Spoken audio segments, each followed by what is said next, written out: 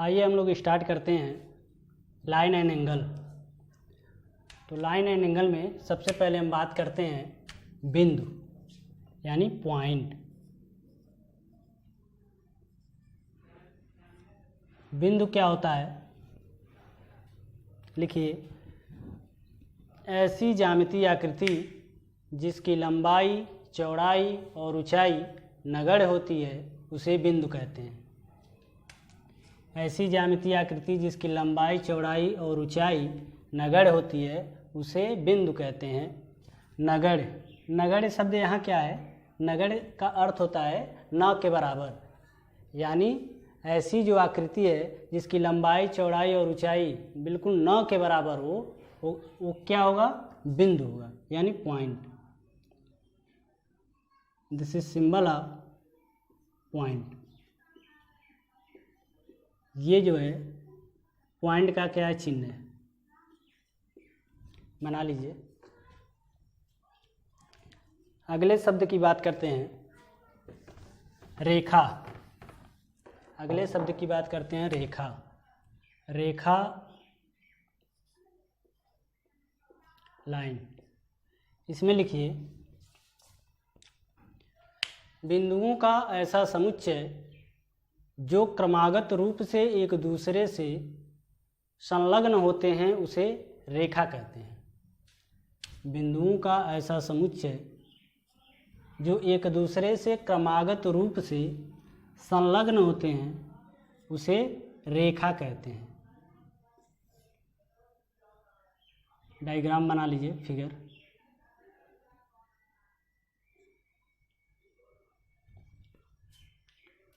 अब हम लोग देखते हैं रेखा कितने प्रकार का होता है। रेखा दो प्रकार का होता है। वक्र रेखा,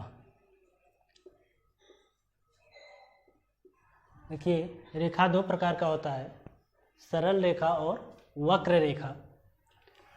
हेडिंग बनाइए, पहला सरल रेखा। सरल रेखा क्या होता है इसको हम लोग जानेंगे।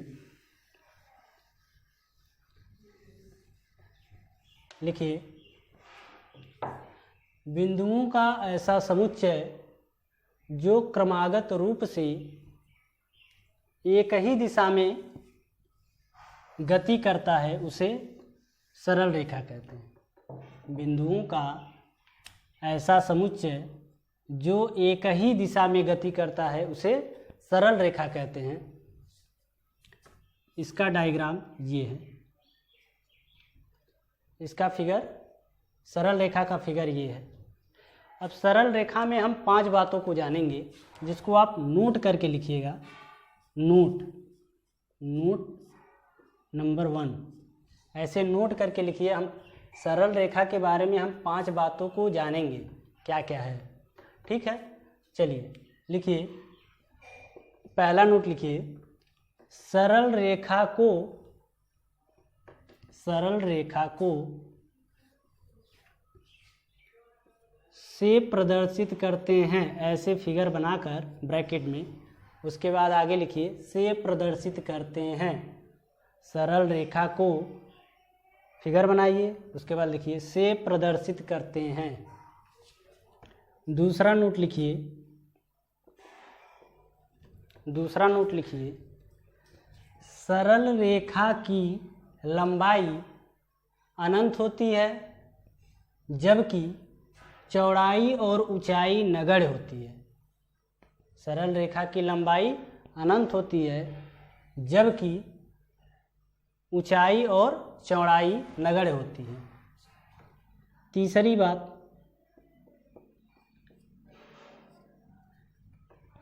सरल रेखा को प्रायः रेखा शब्द से संबोधित करते हैं। सरल रेखा को प्रायः रेखा शब्द से संबोधित करते हैं।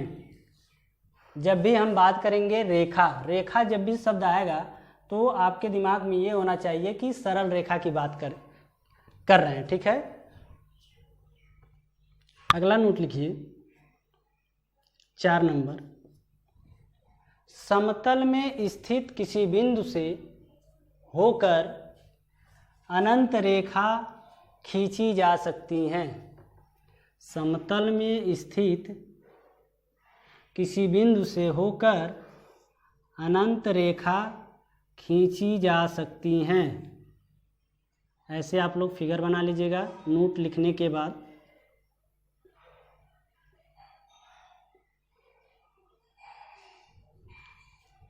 लास्ट 5 नंबर बात लिखिएगा 5। समतल में स्थित दो बिंदुओं से होकर केवल और केवल एक रेखा खींची जा सकती है। समतल में स्थित दो बिंदुओं से होकर केवल और केवल एक रेखा खींची जा सकती है। ये रहे सरल रेखा की बातें। अब हम लोग देखते हैं अगला टाइप रेखा का, कर्व लाइन यानी वक्र रेखा। वक्र रेखा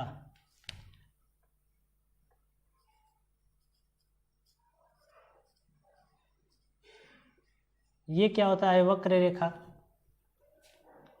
इसमें लिखिए,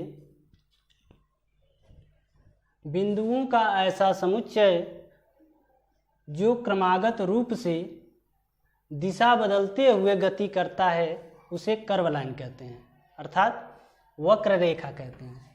बिंदुओं का ऐसा समुच्चय जो दिशा बदलते हुए गति करता है उसे वक्र रेखा कहते हैं।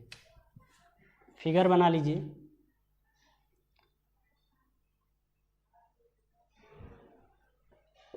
इसमें भी हम 5 बातें जानेंगे, नोट करके इसको भी लिखिए आप लोग।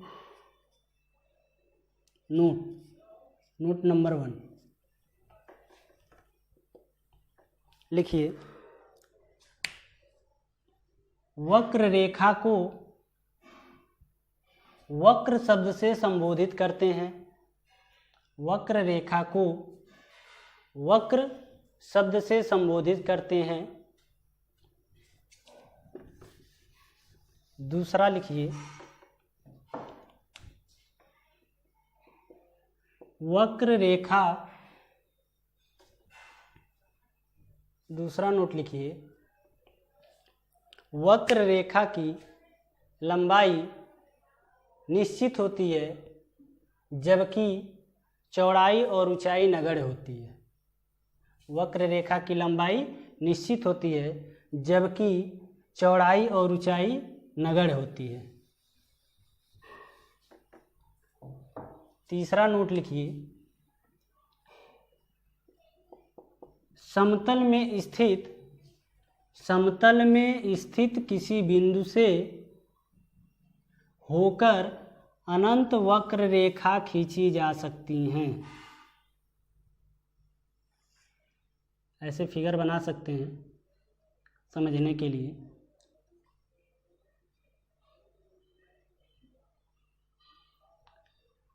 ठीक है,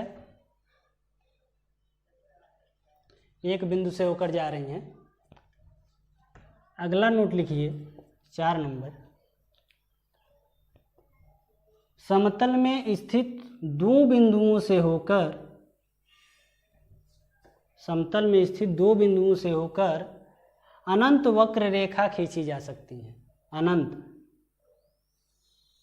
मतलब जब दिशा इसका परिवर्तित हो रहा है तो बहुत सारा जो है एक बिंदु से होकर रेखा खींचा जा सकता है। बना दीजिए फिगर।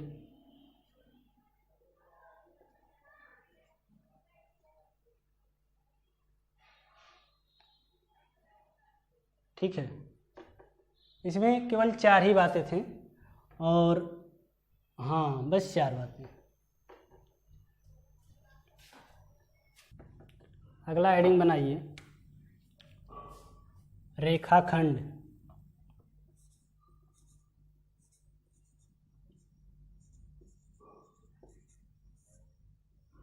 रेखाखंड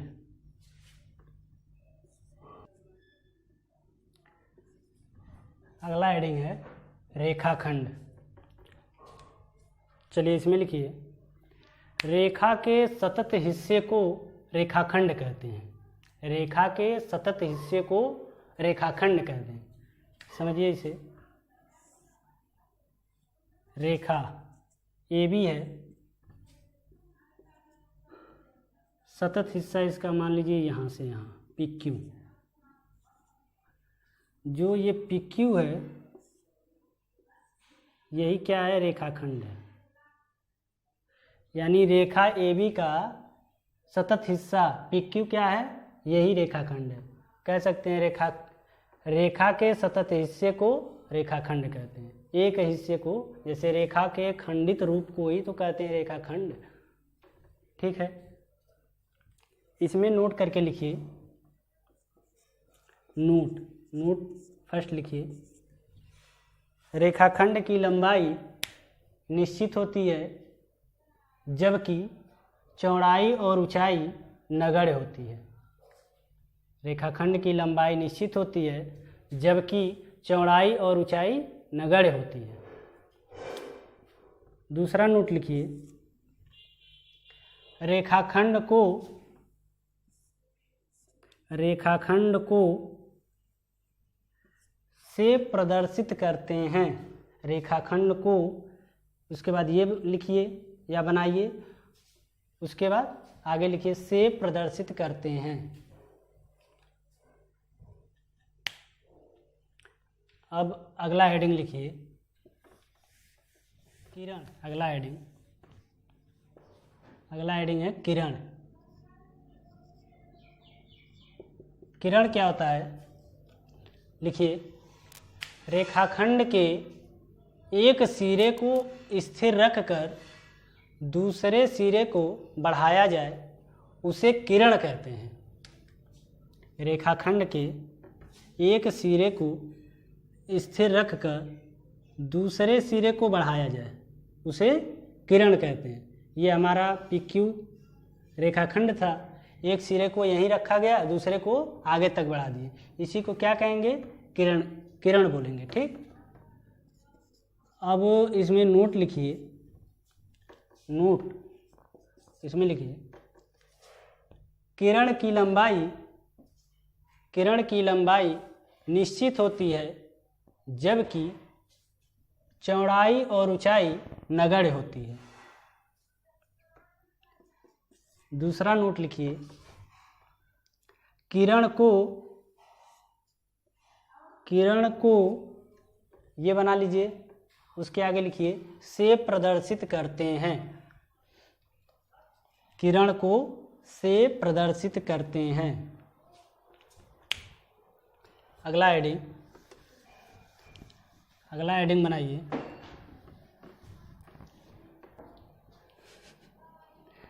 संरेख। संरेख क्या होता है, इसको लिखिए, 3 या 3 से अधिक बिंदु एक सीध में हों उसे संरेख बिंदु कहते हैं। यहाँ आप लिख लीजिएगा संरेख बिंदु, हिंदी इसका संरेख बिंदु। हाँ लिखिए, 3 या 3 से अधिक बिंदु एक सीध में हो उसे संरेख बिंदु कहते हैं। जैसे A, B, C, D, ये 3 से अधिक बिंदु एक सीध में है, एक लाइन में है, इसी को हम क्या कहेंगे, संरेख बिंदु कहेंगे। अगला हेडिंग बनाइए,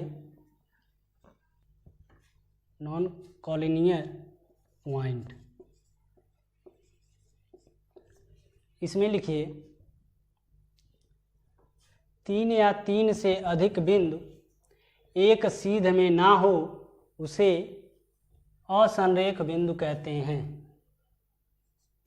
यहाँ बिंदु डाल लीजिएगा। 3 या 3 से अधिक बिंदु एक सीध में ना हो उसे असंरेख बिंदु कहते हैं। अब इन दोनों परिभाषाओं से कुछ निष्कर्ष निकल के आया है। निष्कर्ष नहीं, कुछ बात कह सकते हैं, कुछ बात है जो नोट डालकर आप लिख दीजिए।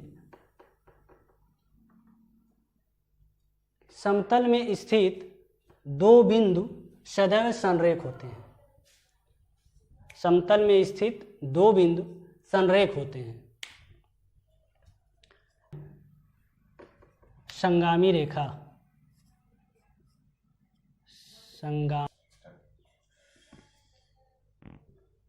चलिए संगामी रेखा क्या होता है, लिखिए इसको। तीन या तीन से अधिक रेखाएं जो एक बिंदु से होकर गुजरती हैं उसे संगामी रेखा कहते हैं। तीन या तीन से अधिक रेखाएं जो एक बिंदु से होकर गुजरती हैं उसे संगामी रेखा कहते हैं।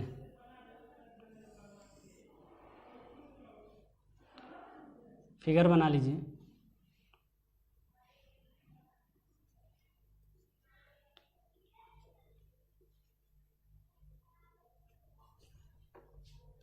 फिगर बना लीजिए। अब अगला हेडिंग बनाइए।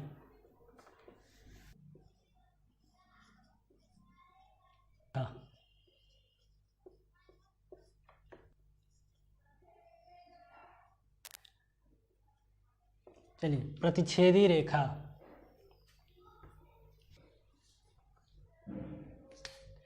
चलिए अगला हेडिंग है प्रतिच्छेदी रेखा। ये क्या होता है प्रतिच्छेदी रेखा, लिखिए। जब दो रेखाएं एक दूसरे को प्रतिच्छेदित करती हैं उसे प्रतिच्छेदी रेखा कहते हैं। जब दो रेखाएं एक दूसरे को विभाजित करती हैं या प्रतिच्छेदित करती हैं उसे प्रतिच्छेदी रेखाएं कहते हैं, अर्थात रेखा कहते हैं। और इस प्रतिच्छेदी रेखा जो एक दूसरे को काटती हैं इसको हम इस बिंदु को कहेंगे प्रतिच्छेद बिंदु। प्रतिच्छेद बिंदु।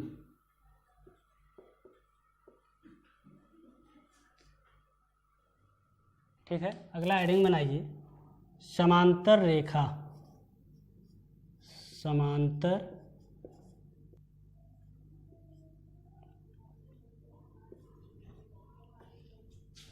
समांतर रेखा क्या होता है इसको लिखिए। दो ऐसी रेखाएं जिनके बीच की लंबवत दूरी सदैव आपस में बराबर होती हैं उसे रेखा कहते हैं, उसे समांतर रेखा कहते हैं।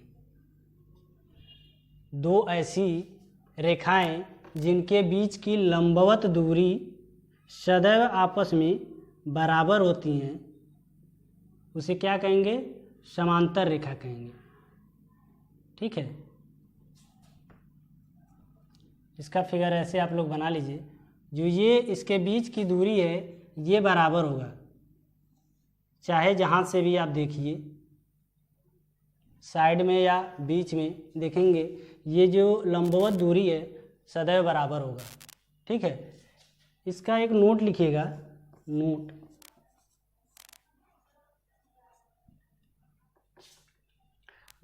नोट लिखिए इसका एक। समतल में दो रेखाएं या तो समांतर होंगी या तो प्रतिच्छेदी।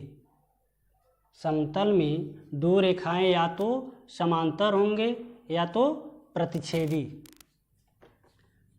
ठीक है, तो हम लोगों ने समांतर रेखा भी समझ लिया। देखिए पढ़ने का जो तरीका आप लोगों को बताया गया है वीडियो में, पिछले वीडियो में, उसको ध्यान में रख के पढ़ाई करें। जैसे कि कुछ बातें आज आपको और भी बताया जाएगा। जैसे जब भी क्लास अगला वीडियो आपको मिलता है, क्लास मिलता है, तो आप जब देखें तो पिछला वीडियो एक बार फिर से देख कर ही आगे का क्लास देखने का कोशिश करें, क्योंकि इससे जो होगा रिवाइज भी हो जाएगा और आगे का क्लास समझ में भी आएगा। जैसा कि आपको बताया गया था कि जो क्लासें होंगी एक दूसरे से जुड़ी हुई हैं और यहाँ पढ़ने का भी एक तरीका देखने को आपको मिलेगा कि एक सीक्वेंस से पढ़ रहे हैं हम लोग, एक क्रम से पढ़ रहे हैं, और जो ये पढ़ाई में बहुत इम्पॉर्टेंट चीज़ होता है, ठीक ना। जैसे हम लोग अभी पढ़े हैं रेखा, रेखा से पहले हम लोग पढ़े हैं बिंदु। अब देखिए जो इसका डिफिनेशन था, परिभाषा था, ये एक दूसरे से भी जुड़ा हुआ है। अर्थात देखिए तो हमारा ये क्रम है, एक पढ़ाने का भी एक क्रम है, और जिससे आपको दिक्कत भी नहीं होगा, समझने में काफ़ी जो है मदद मिलेगा। सो आज के लिए इतना ही, फिर मिलेंगे अगले वीडियो में। Thank you.